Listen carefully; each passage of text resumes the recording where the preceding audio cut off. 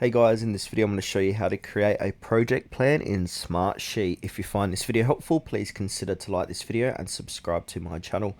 In saying that, let's just jump straight into the video. Okay, so first thing what we need to do is open up a web browser and go to smartsheet.com and to log into your account. If you don't have an account, you can quickly go ahead and create one.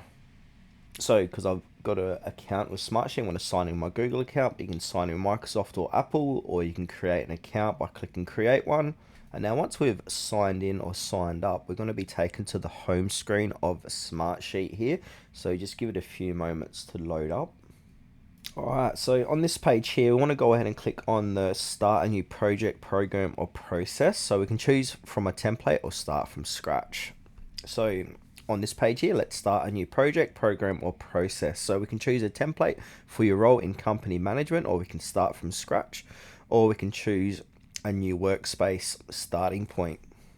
Now for this demonstration, I'm going to go ahead and look at all the different templates here. So on the top right, we can go ahead and have a look at all the different templates.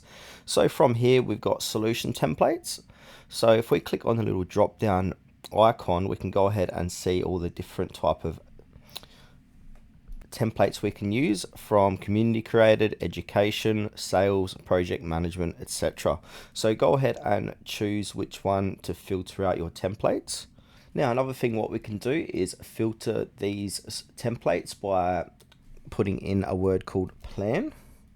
So now you can see all the different type of plan templates we can use as well. And also when you're looking at these templates, they're going to give you a complexity level. So this agile backlog and sprint planning is a medium complexity, and then your campaign plan is low complexity. And also we got high complexity plans here as well. Now if I go ahead and scroll through these, if I want to go ahead and click onto a simple project plan for this demonstration, I'm going to click onto it.